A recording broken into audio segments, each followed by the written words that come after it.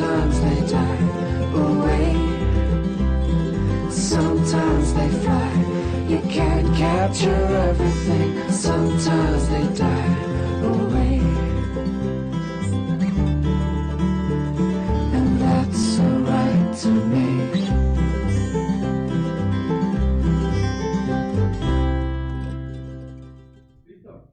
Hola, ¿cómo se encuentran el día de hoy? Muchas gracias por acompañarnos en un programa más de La Visión del Silencio. Bueno, el día de hoy tenemos a un gran invitado que nos visita desde Bolivia, Sergio Rodríguez, mejor conocido como Sei. ¿Cómo te encuentras el día de hoy? Muchas gracias por la invitación. Buenos días, Lorena. Muchísimas gracias. Estoy contento por estar acá y compartir con todos ustedes un poco acerca de lo que es la discapacidad y lo que hemos vivido en Bolivia, y gustoso por estar acá. Bueno, pues como verán, pues es un invitado internacional. Entonces, pues vamos a comenzar la entrevista. Pero antes de comenzar, bueno, igual quisiera comentarles que sus comentarios los pongan en la transmisión y los leeremos. Cualquier duda, cualquier sugerencia, alguna pregunta que quieran hacerle al invitado, pues estamos abiertos y serán contestadas. Y bueno, Sei, yo quisiera que le platicaras a nuestro público un poco de ti, de quién eres, de cómo es tu vida, un poco de tu desarrollo, antes de comenzar de lleno la entrevista. Ok. Bueno, yo, para empezar, no sé si nací o si con el tiempo y alguna circunstancia, porque hay muchas causas que desencadenan lo que es la hipoacusia, la pérdida auditiva. Yo tengo pérdida auditiva en los sonidos agudos y es de nivel severa a profunda. Entonces me cuesta mucho poder entender la voz de las mujeres, no las mujeres, sino la voz de las mujeres. También tenemos confusión en ciertas palabras y bueno, todo eso. Pero más allá de la verdad, yo me decidí, después de una larga lucha en la educación regular. Estuve en varios colegios y ninguno había inclusión, pero lo bueno es que mi condición es invisible y por lo tanto he pasado desapercibido. Pero también había un doble filo de que si yo no lo digo, yo no digo que hablen alto y claro, no lo van a hacer, y si lo hacen como que se olvidan. Bueno, por eso yo estaba viendo si iba a estudiar después del colegio psicología o comunicación, incluso derecho. Decidí por comunicación social, ya que además de ser muy sociable, lo mío era muchas áreas y me encanta conocer historias, me encanta ayudar también. Para mí era mucho más fácil estudiar psicología por el hecho de que uno está hablando de uno a uno y no hay comunicación grupal, que es como el coco para los hipoacúsicos. No hay dictados, puedes hablar así en un lugar sin ruido, hay privacidad, pero sobre todo puedes entender, y si no escuchas una palabra le dices, perdón, ¿qué dijiste? Así. Y la distancia, tiene que haber como 1 metro de distancia para poder entender correctamente las palabras, todo lo que hablan, todo el mensaje, todo el contexto. Y bueno, ya salió la convocatoria el año 2011 en la Universidad Mayor de San Andrés. Era una resolución del Honorable Consejo Universitario que decía, dictamina el ingreso directo para personas que tengan tu carnet de discapacidad, y tener el carnet de discapacidad en ese entonces, en el inicio, era toda una odisea. Esto, aquí lo tengo para compartir con todos ustedes. Okay. En este carnet dice que yo tengo 42% de discapacidad, o sea que soy capaz, el resto no le creo, pero son parámetros médicos de los cuales no comparto, a pesar de que me considero hipoacústico y la hipoacusia es un diagnóstico. Yo creo que la identidad, más allá de que uno sea oyente, sordo, hipoacústico, es que somos primero personas. Claro. Y epistemológicamente hay lo que la dignidad y el respeto al ser humano ante todo. Después, yo ya concluí mis estudios en 5 años, el año 2016. Ingresé el 2012, fui adelantando materias con los cursos de verano y ya concluí el 2016. Y ahora yo estoy haciendo mi modalidad de graduación, que consiste en las historias de vida de personas con discapacidad para un programa televisivo. Es más o menos como esta, pero yendo hasta las casas de las personas que no pueden salir de su casa, digamos, porque están en silla de ruedas o que están haciendo una actividad en la universidad y hay que ir con un equipo y les entrevistamos. Todo el estrés que implica eso, porque los equipos, la coordinación, los eventos que tienen que quedar, todo tiene que encajar. Ya estamos en el mes de la discapacidad y es el mes de alta en el que hacen los eventos sobre la discapacidad. Entonces llegan un montón de invitaciones y nosotros, bueno, ya nos conocen, tenemos una agrupación que inició hace 4 años, se llama Tawa Tisluk Wasi, que significa Casa de la Calle 4. Esa es una agrupación, una unidad de apoyo también para estudiantes con discapacidad. Y fue iniciada por la docente, la licenciada Ketty Arce, de la carrera de Ciencias de la Educación. Y desde entonces hemos ido creciendo, hemos empezado como 3 personas. El año pasado hubo elecciones y me eligieron como representante estudiantil. Y ahora tenemos una larga lucha como estudiantes con discapacidad. También anteriormente participé en un campeonato de fútbol con los sordos y mi equipo con ellos ganamos campeones.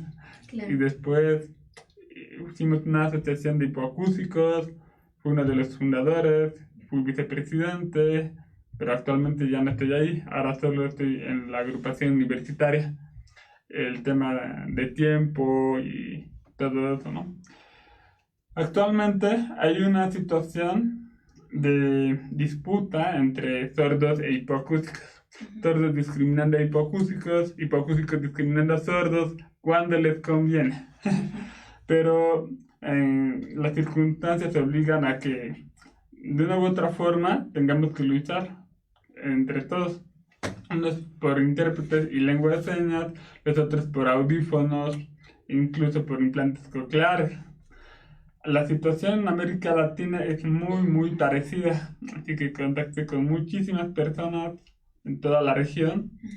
Primero con discapacidad auditiva y después con todas las discapacidades. Por último, ¿por qué estoy acá en México? Se deben preguntar. Porque yo hace 2-3 semanas he participado como única persona con discapacidad. Representé a la universidad, postulé por méritos y con otras 2 personas, una que es estudiante de ingeniería electrónica y la otra que es estudiante de medicina y yo de comunicación, fuimos como un equipo representando a la universidad con otras personas de Bolivia. Éramos en total 10 y algunos ya eran profesionales, otros eran todavía estudiantes. Y la temática del congreso era sobre dirección de proyectos. Era un campo muy nuevo para Bolivia, pero que se está iniciando y actualmente ya hay una asociación de dirección y gestión de proyectos en Bolivia. Y también hay una federación mundial llamada IPMA, que es International Project Management Association. ¿Y en qué consiste? Que, bueno, te encargan precisamente de esto, de dirección de proyectos. Cada cumbre, cada congreso que hacen tiene temas específicos y esto ha sido de proyectos verdes, sostenibles, sustentables, había una persona que ganó el segundo lugar, era una mujer de Europa, no me acuerdo de qué lugar, pero también trabaja con discapacidad. Y bueno, yo he hecho contacto con muchos de ellos. Estuvimos en Mérida, Yucatán. Casi vamos al Chichén Itzá, pero ya no hubo tiempo. Todo pasó tan rápido. El ritmo ha sido tal. Yo utilicé la tecnología como ahora estoy utilizándola con una aplicación que se llama transcripción instantánea. Puse el parlante cerca del celular, me tuve que sentar lo más cerca posible y si hablaban en inglés, yo tenía que leerlo en inglés y si estaba en español, en español.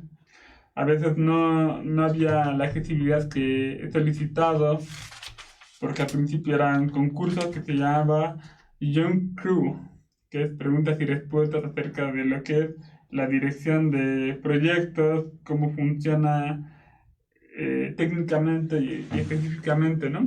Te ponen casos y opciones y te dan unos 10 a 20 segundos para contestar. Entonces levantas el papel y listo, ya tenías que ir respondiendo.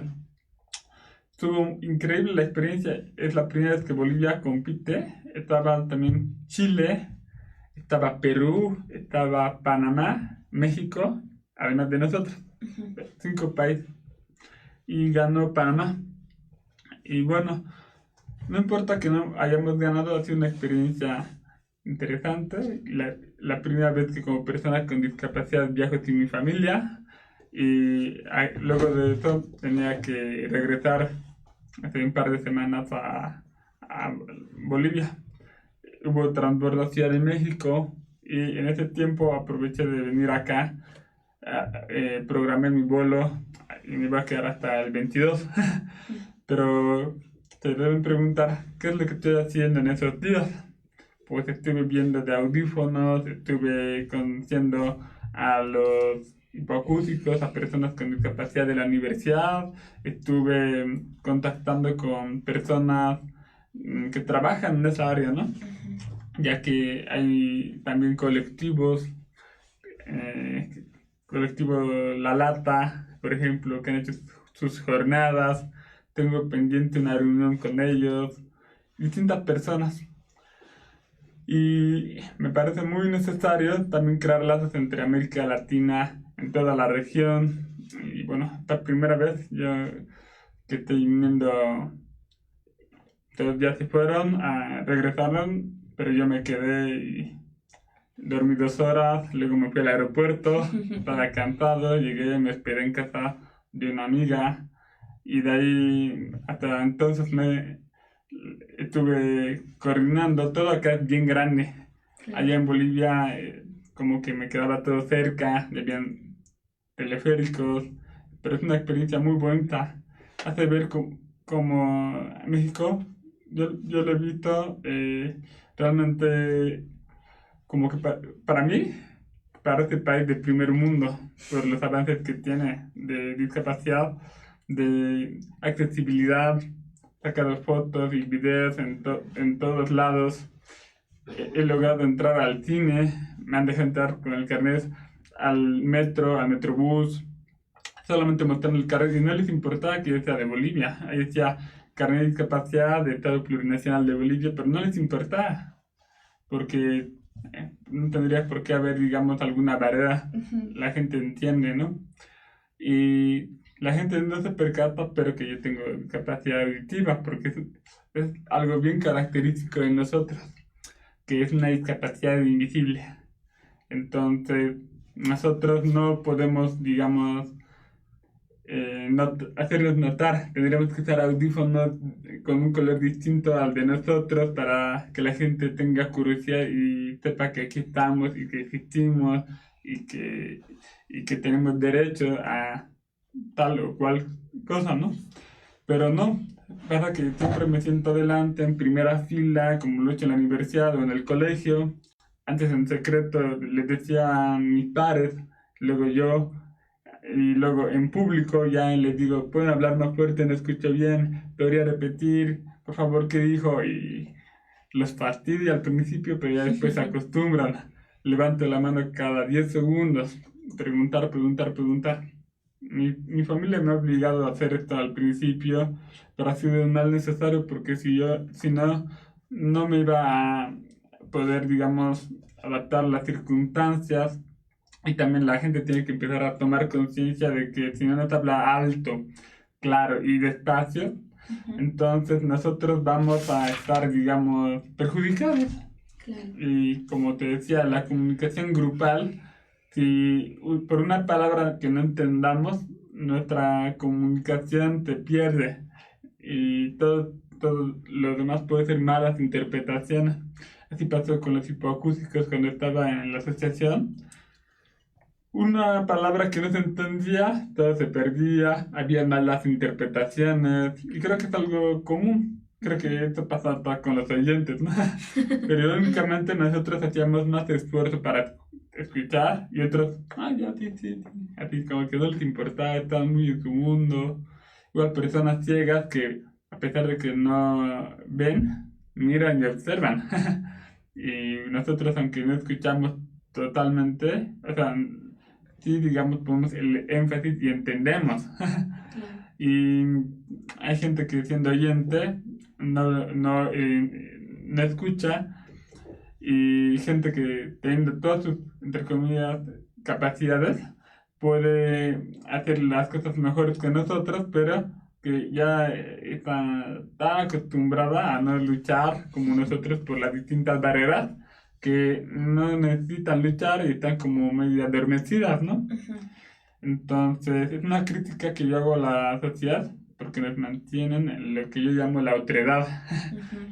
La otredad porque si lo vemos como un dibujo, la sociedad es como un cuadradito, bueno, es un redondo en realidad, pero la escuela es un cuadrado, donde si no entras en el cuadrado, sales de lo que es lo normal. Y también tiene que ver mucho con una ideología, una mentalidad de normalidad, anormalidad. Lo que es anormal en el caso de discapacidad es objeto de capacitismo, de audismo, de discriminación y ahí es donde entra la otredad. Los cuerpos que salen de esa normalidad son los blancos de estigmas, prejuicios, estereotipos y mitos. Entonces, por ejemplo, uno de los más comunes entre las comunidades sordas es el término sordomudo. Y te enseñas así, sordomudo. Y dicen, no soy sordomudo, soy persona sorda, pero siguen haciendo esta seña. En Bolivia han cambiado la seña. Ahora la seña es oído y como barrera, porque hay una barrera comunicacional, hay otros en Chihuahua es así. Y cada país, cada región tiene su propia seña. Hay 300 a 400 lenguas de señas alrededor del mundo. Entonces, como que no puedo hablar por videollamada con otras personas que hablan lengua de señas. Claro. Tendré que Cada uno es ponerme unos distinto. auriculares y decirles que hablen más fuerte y que ambos estemos en un lugar que no haya ruido. Porque cuando hay ruido es más difícil escuchar y se pierde. Sino comunicando por lectoescritura, chat, las redes sociales nos han abierto un montón de puertas y todo eso. Posteriormente,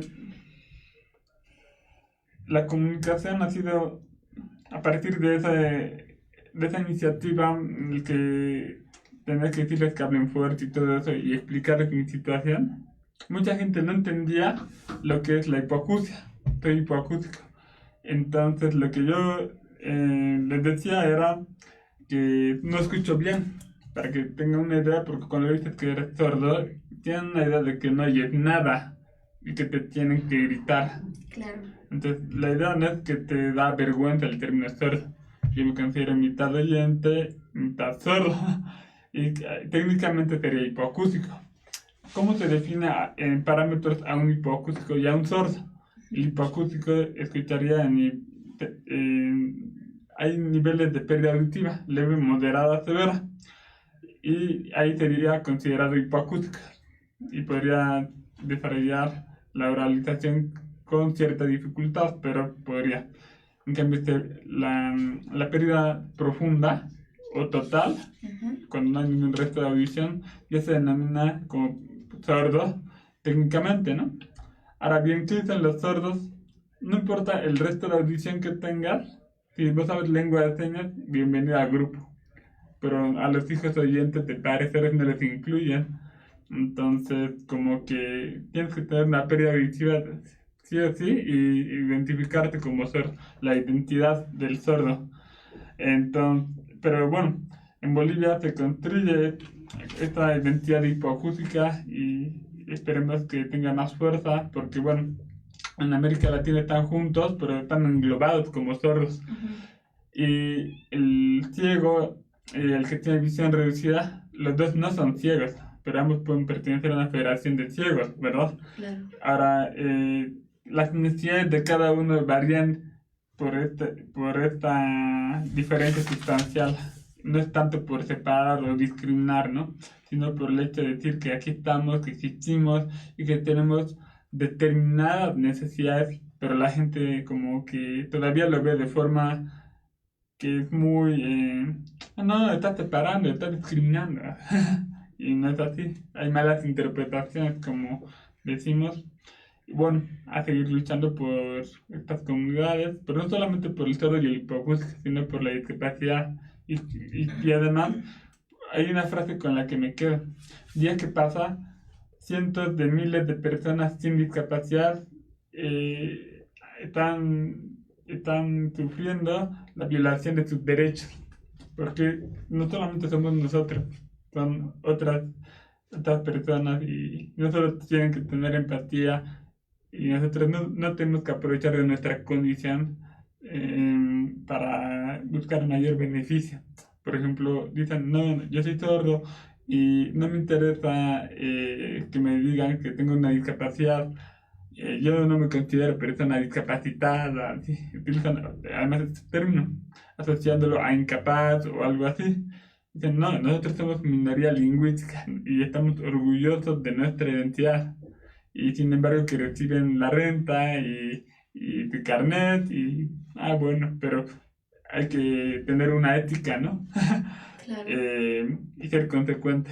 Nosotros, por ejemplo, los hipócritas no recibimos una renta porque tiene que haber un grado de dependencia. ¿A renta te refieres a Un bono. a una beca? Un bono que hay cuarta parte de salario mínimo en Ok. Bolivia, Ujú. pero que a los que no les dan trabajo, si tienes el carnet. Entonces, ¿qué prefieres? ¿El trabajo o la renta de cuarta parte de salario mínimo? Si sabes que el trabajo es con inamovilidad laboral. Ujú. Entonces, el trabajo. Ok. Vamos a ir a un pequeño corte y ahorita regresamos para seguir con la entrevista y bueno, hablar un poquito de la educación superior en las personas con discapacidad auditiva. ¿Te parece? Está bien. Bueno, gracias.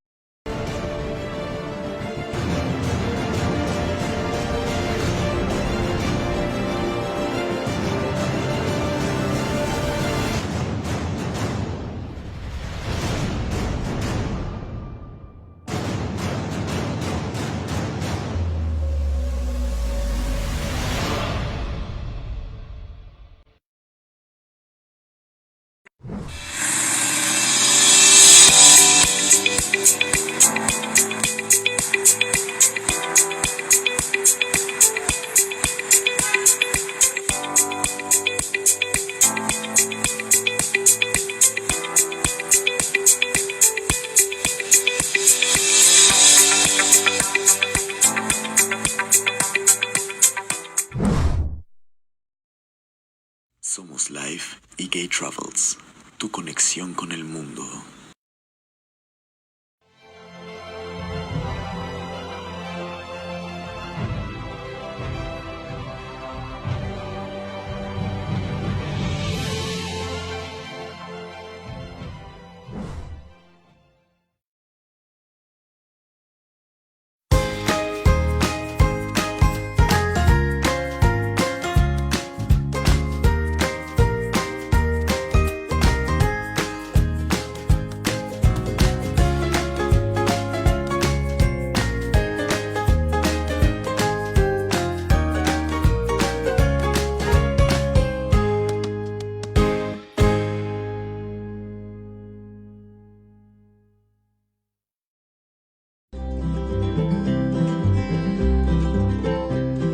Sometimes they fly, you can't capture everything. Sometimes they die away. Sometimes they fly, you can't capture everything. Sometimes they die away. And that's alright to me.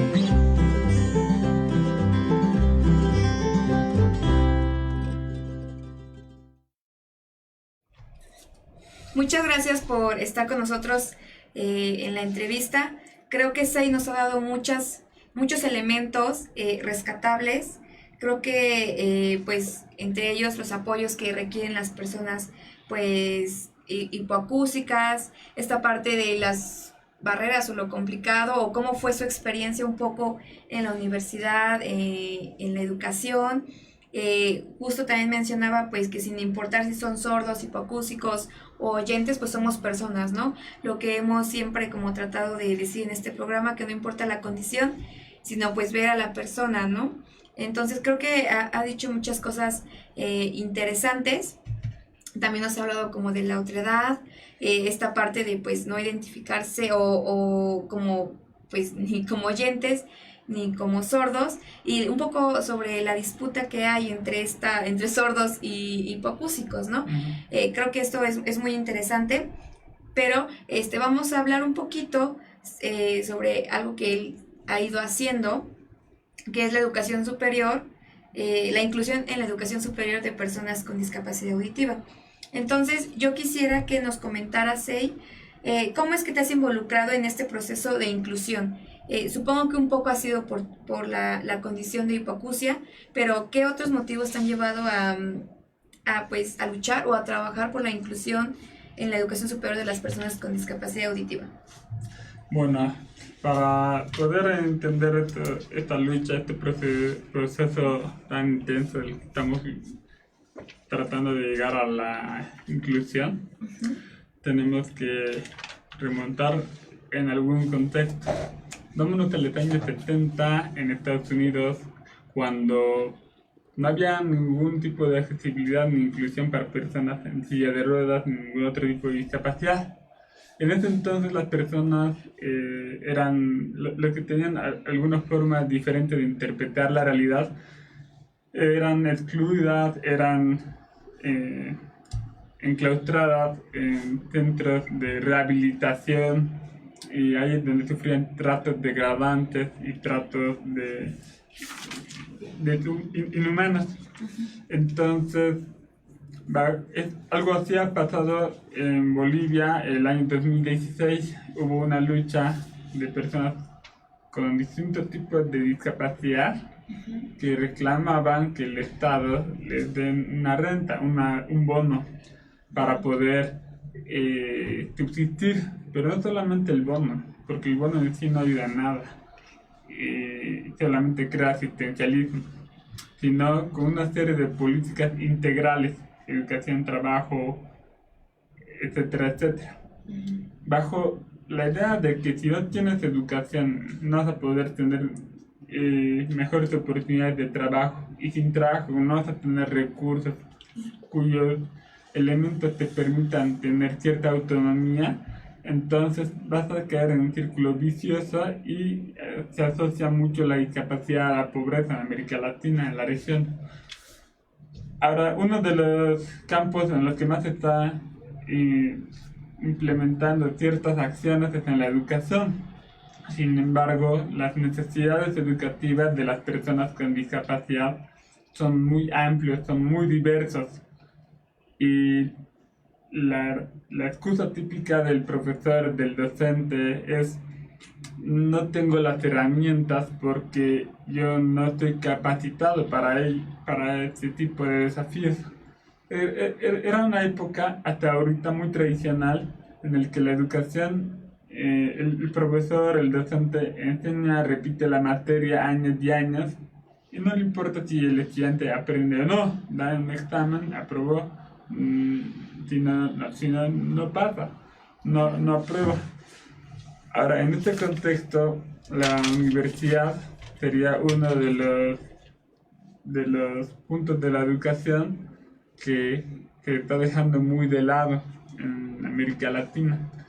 Y el tema de que muchas universidades son autónomas lo complica todavía más. En ese contexto surge en Bolivia la primera agrupación, el primer movimiento de personas con discapacidad universitarias.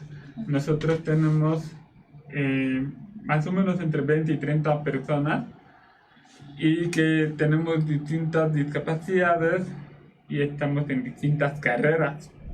En ese contexto nosotros tenemos que luchar para mejorar nuestra calidad educativa, hacer incidencias tanto dentro como fuera de la universidad, porque no estamos aislados, no somos solamente un ente académico, también participamos al servicio del pueblo.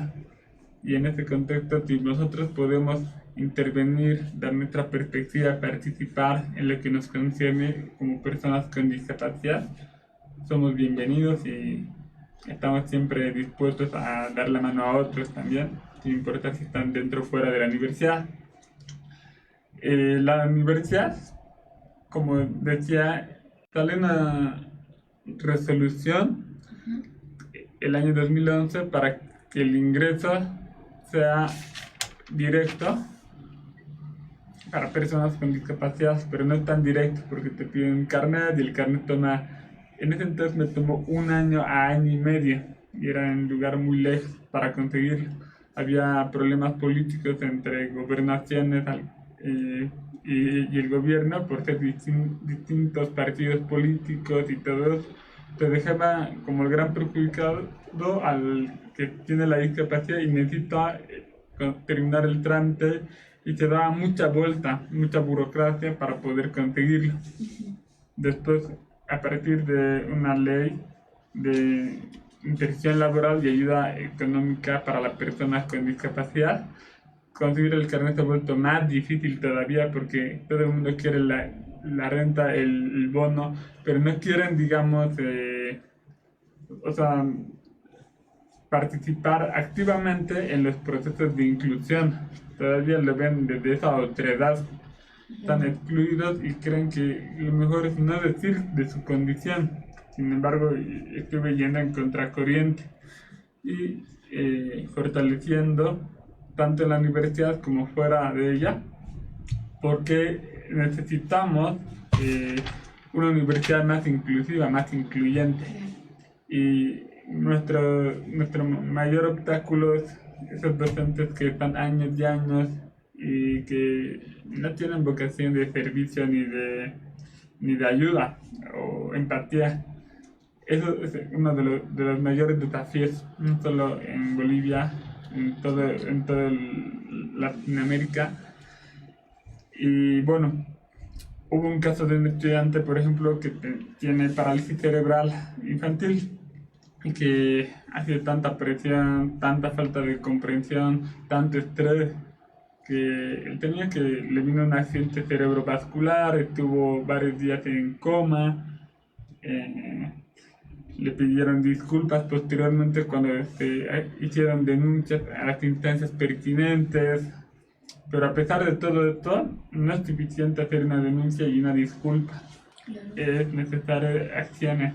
No se trata de quién ha hecho o quién no. Se trata de encontrar soluciones que puedan dar mejores condiciones.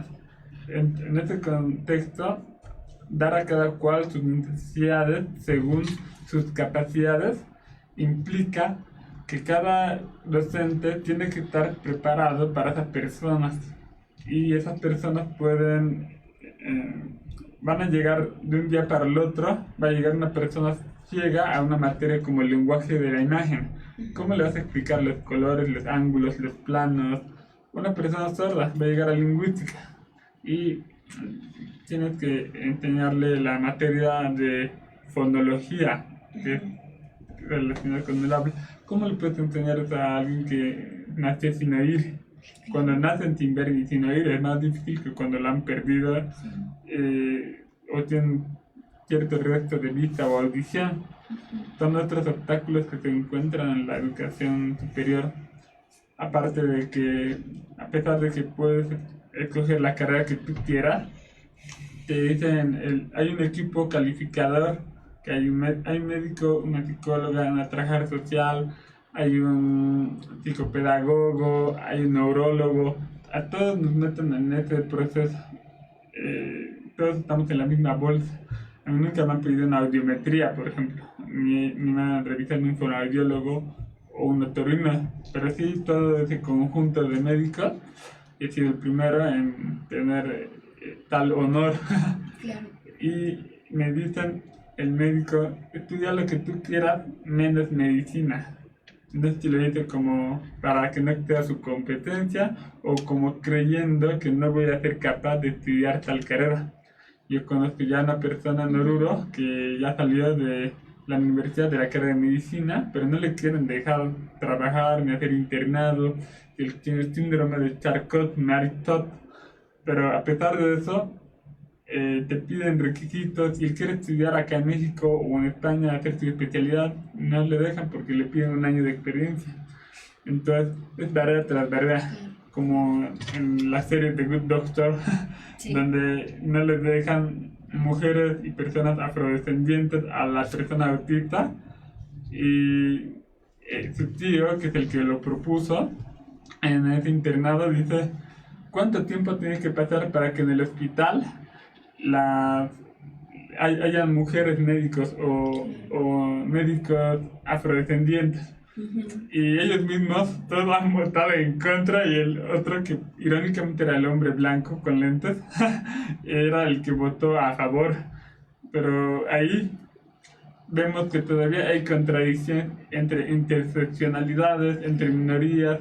Bolivia es un país de mayorías indígenas, es un estado plurinacional, todavía se lucha para que haya la lengua de señas como lengua 37, porque está en 36 lenguas actualmente reconocidas mientras que no se reconocían, no pueden tomar acciones la comunidad sorda. Entonces en la universidad no hay intérpretes, no hay todavía la accesibilidad que vemos acá, es muy inaccesible y puedes coger 3 carreras. Si quieres subir grados, pero no hay accesibilidad, entonces tienes que coger la segunda y si no, la tercera. Una en la que tú ya puedas, en la Facultad de Ciencias Sociales, donde yo estoy, es uno de los pocos edificios donde hay pasamanos, donde hay ascensor, donde hay placas con pictogramas, pero las demás universidades no tienen ascensores y son patrimonios, están separados, no es como la UNAM, que todo está en un solo lugar, está todo en distintos puntos de la ciudad, hay que cruzar por teleféricos a veces. Claro. Es un gran desafío para cada discapacidad.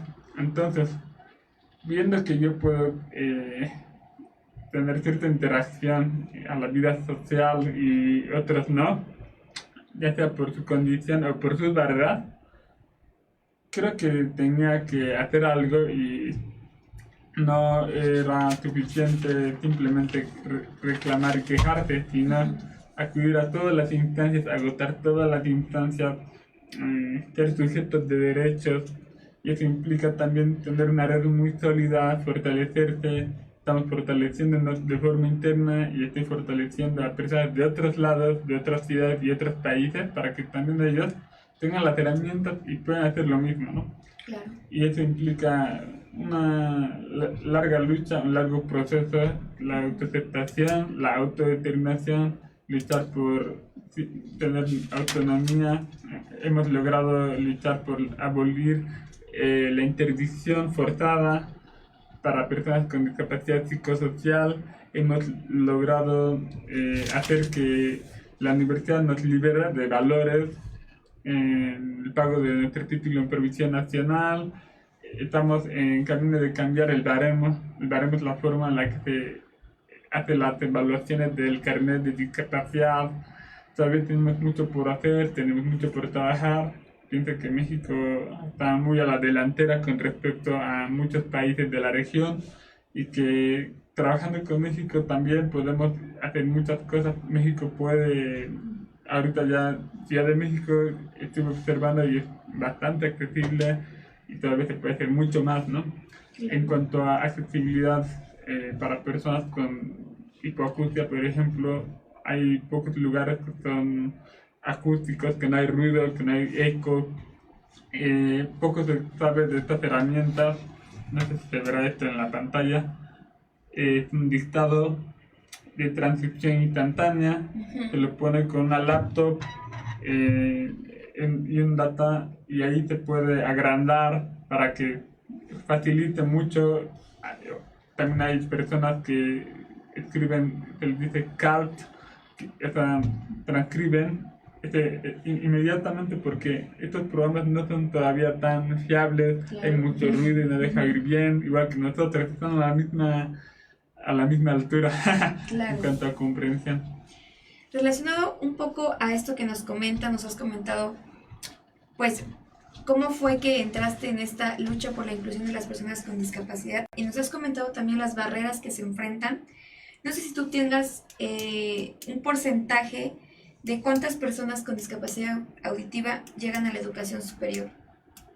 Porque como comentas, o sea, si no hay esta entrada a la educación, pues no hay lo que sigue, que es lo laboral, ¿no? Entonces no hay una independencia, una autonomía total. Entonces, ¿cuál es el porcentaje de las personas con discapacidad auditiva que llega a la educación superior? Mínimas deben ser por lo menos 5%, hasta un 15%, dada que es la población mundial. Y en el caso de la comunidad sorda, 95% de su población no concluye el básico, la secundaria, y mucho menos va a poder ingresar a la universidad por las barreras burocráticas y todo eso. Posteriormente, ¿cuántos tienen posgrado? Y ya estoy concluyendo mi maestría en periodismo. Y muy pocos pueden concluir estudios.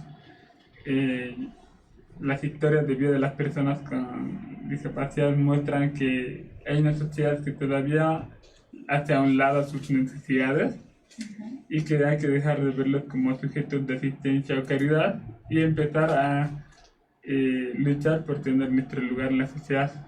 Y en ese contexto, en la universidad deben ser un 5%. El problema es que sordos necesitan intérpretes y solo he visto a una que está, digamos, más estudiando para ser profesora en lo que es la normal de formación de maestra. Ahí se va la gran mayoría para volverse profesor. La gran mayoría quiere volverse profesor y enseñar a niños sordos, y pienso que podrían estudiar la carrera que quieran, pero también no tienen la misma oportunidad para poder entender las clases. La gramática sorda y la gramática española es muy difícil, y el hipoacústico o bien está perdido entre el mundo de los sordos o bien está perdido en el mundo de los oyentes. Por eso es necesario rescatar que también, a pesar de ser un diagnóstico, también es una cultura. Por eso en la descripción lo hemos puesto sordo con mayúsculas, como el Deaf Power, el Black Power, pero también hay un Hard of Hearing Power, que personas con una dificultad de audición, ya sea pérdida auditiva, ya sea hiperacusia, ya sea sensibilidad, ya sea tinnitus, ya sea mareos, todo eso está bien ligado. Entonces, todos ellos son parte de la misma diversidad auditiva, de ahí viene el contexto de diversidad auditiva y esa propuesta. no diversidad funcional, porque funcional también puede ser disfuncional a algo, pero también se refiere a las funciones del cuerpo. Por eso me quedo más con esta palabra vigente, personas con y lo demás, ¿no? En este contexto, la universidad todavía tiene mucho por hacer. Los administrativos no saben cómo tratar a una persona con discapacidad. Los docentes todavía tienen que actualizar su currícula y para eso es un trabajo arduo. Es una de las universidades más grandes que hay en el país, la UNSAM, y esa población hace que se vean invisibilizados y hay poco conocimiento del tema. Hay muy pocos sordos ciegos en la universidad. Solo he visto hasta ahora uno que es sordo ciega parcial. Después no he visto a personas con discapacidad auditiva más allá de los hipoacúsicos, porque ellos tienen cierto acceso, pero no lo dicen, no muestran sus audífonos. Ese es el tema de que, a diferencia del ciego que se ve, hay también cierta resistencia a quitarse los lentes para no ser estigmatizado. El hipoacústico, al revés, debería mostrar que tiene audífonos, un color distinto al de su pelo, en mi criterio, para que puedan mostrar que existen, que están y que tienen ese derecho. Pero no siempre es así, porque hay mucho aislamiento, hay mucha depresión, yo lo he vivido, hay varios que lo viven todavía. Entonces, las herramientas principalmente serían, ya hemos publicado un libro que se llama Discapacidad, que consiste en mostrar las historias de vida de cada uno y el cómo nosotros, nuestra propuesta también, cómo podrían ellos enseñarnos según nuestras necesidades determinadas. Ahí uno dice, podrían poner esto o aquello, cada uno, porque es demasiado grande la discapacidad. Y termino con un artículo especial de tecnología basada en discapacidad. Por ejemplo, con el traductor de Google puedes transcribir, sacas una foto y ahí luego te lo transcribe inmediatamente con el traductor de Google. Y con el transcriptor, si está en inglés, lo pongo con la cámara y está en inglés, lo acerco acá y ahí está lo convierte, lo traduce a español inmediatamente. Y eso me ha servido en el Congreso, se me ha ocurrido. Y como nadie más tiene discapacidad auditiva, la gran mayoría no sabe nuestros problemas, es muy meritorio que nosotros busquemos nuestras propias soluciones sin depender de nadie, sin depender de un intérprete muchas veces, o sin depender de un asistente personal como los que andan en silla de ruedas. Hay una cuestión de que la accesibilidad se cree que es para quienes andan en silla de ruedas, pero también es para adultos mayores, para mujeres embarazadas, para quienes andan en coche de bebé. Y el beneficio es también para los docentes, porque ellos también, he visto que varios pierden la audición. Hay mucho estrés, mucha inaccesibilidad, pero con el tiempo eso va cambiando cuando hay voluntad. Hubo una facultad, la de sociales, Derecho y Ciencias Políticas. Y ahí, puro grado, es una casa, bueno, no es una casa, es un lugar patrimonial. Y habían 6 estudiantes con discapacidad físico-motora en silla de ruedas. Y ellos han luchado para que haya un ascensor. Y había mucha oposición, había mucha verdad actitudinal, decía patrimonio, patrimonio, patrimonio. Y no permitía que haya este ascensor en las rampas. Y afuera también son puras gradas. Es un lugar muy desplazado. Y al final hubo voluntad y hicieron el ascensor. Es una muestra de que cuando se quiere se puede, pero no se puede amar lo que no se conoce. Y de nosotros tenemos que seguir publicando, mostrando que existimos. No solo mostrar que sí, soy una inspiración para otros, no. También mostrar nuestra realidad con luces y sombras de lo cotidiano. Es una poderosa herramienta la historia de vida. Actualmente yo hago este tema de historias de vida con distintas personas, con distintas discapacidades, distintas realidades, y cómo la gente todavía cree que no existimos ahora en el siglo XXI, a pesar de que somos parte de la Convención de Derechos de las Personas con Discapacidad y todo eso. La gente todavía sigue creyendo que somos discapacitados o enfermitos o angelitos. Una mirada, estigmas y el estigma, exacto. Ok, vamos a otro pequeño corte y regresamos.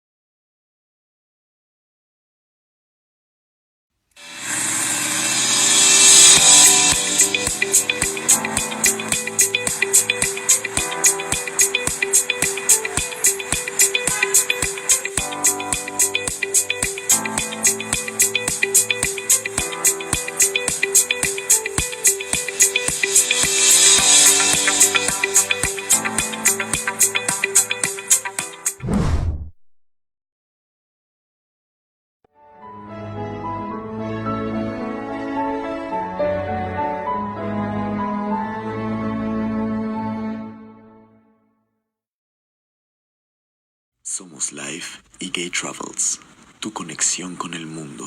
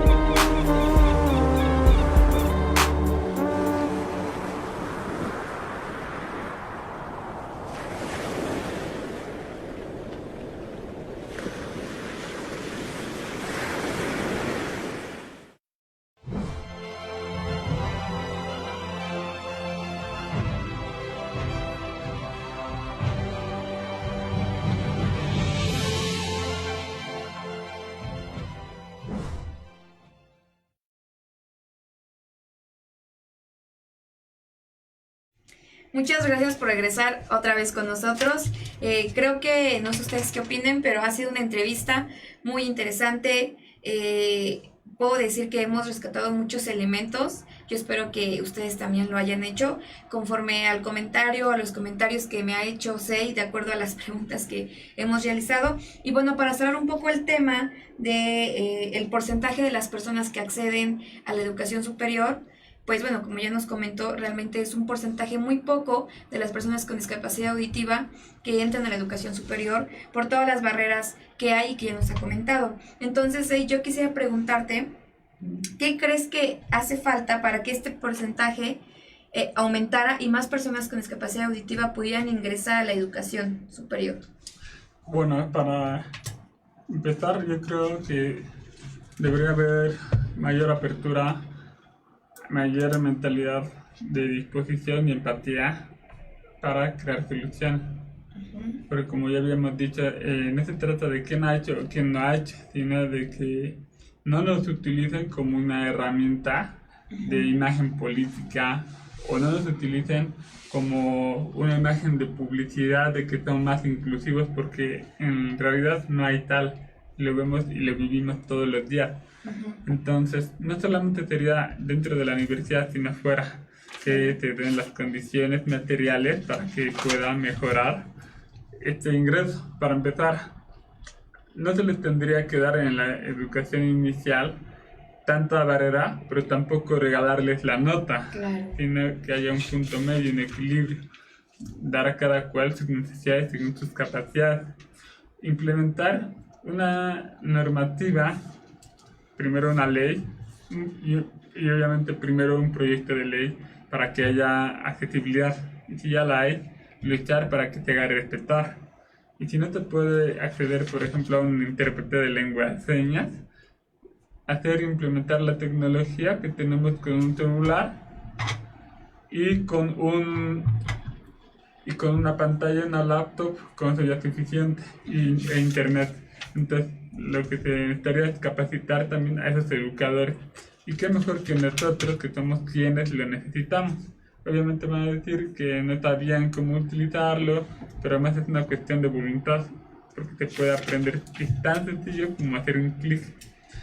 Lo segundo sería que dentro de la universidad quiten las barreras, porque a pesar de que hay un comité evaluador, ellos filtran que quienes tienen discapacidad intelectual y psíquica no pueden ingresar porque no serían capaces.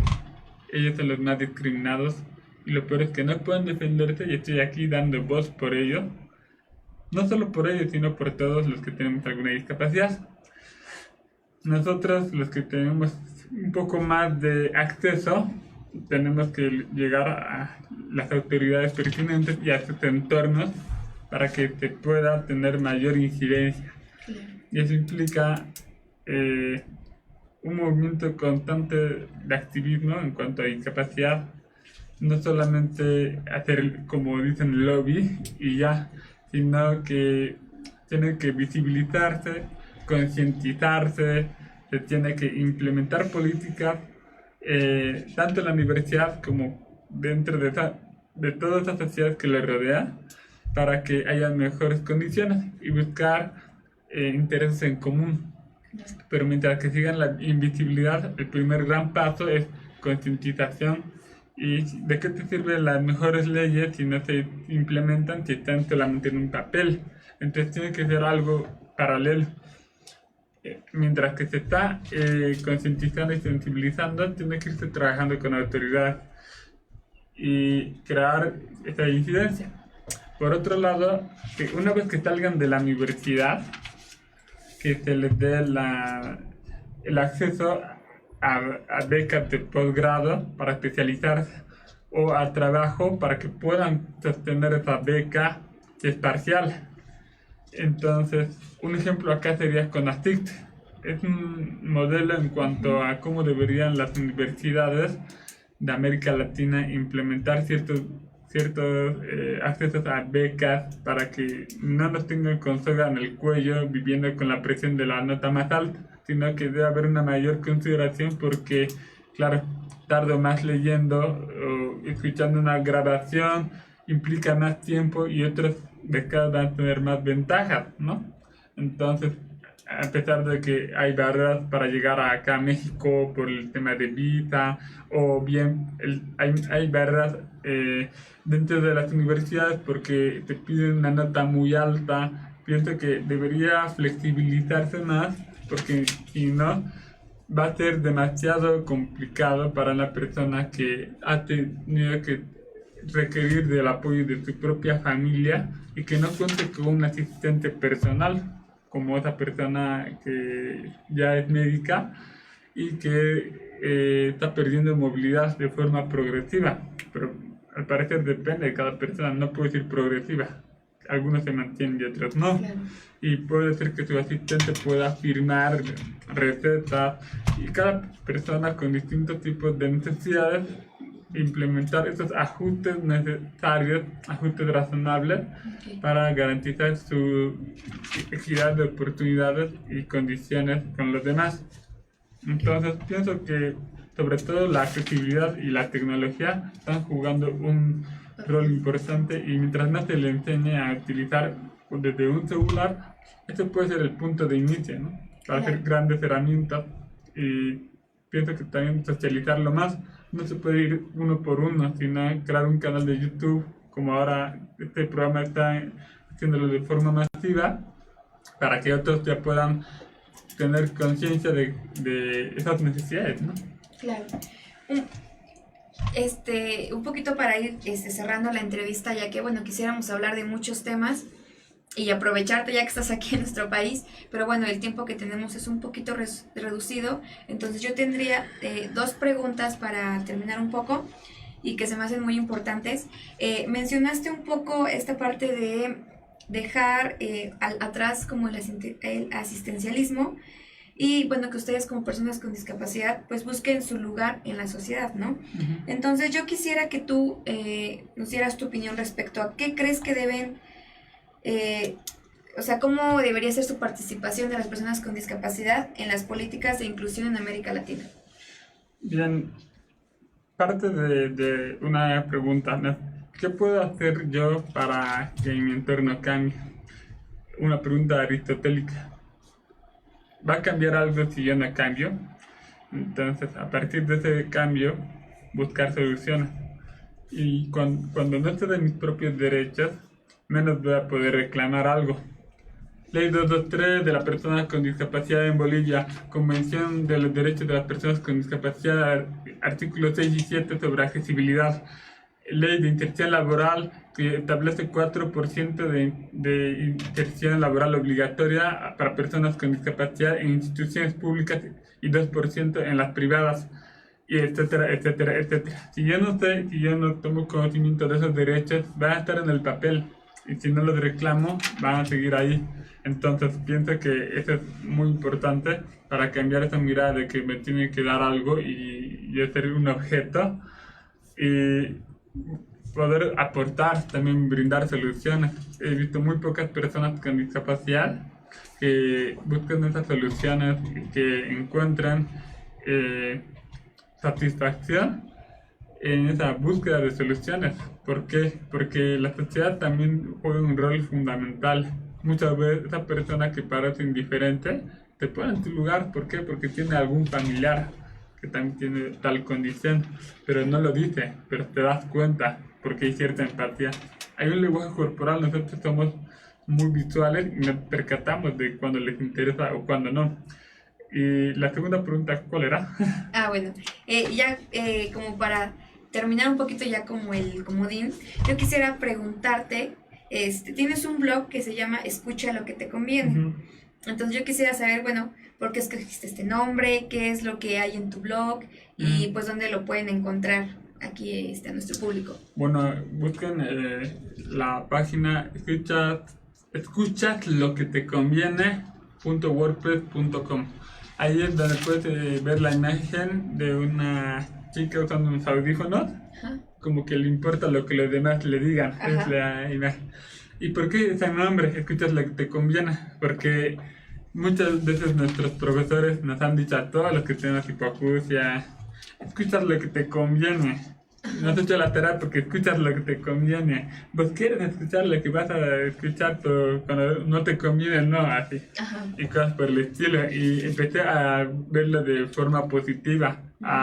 Empecé a trolear ese mensaje y a hackear el contexto.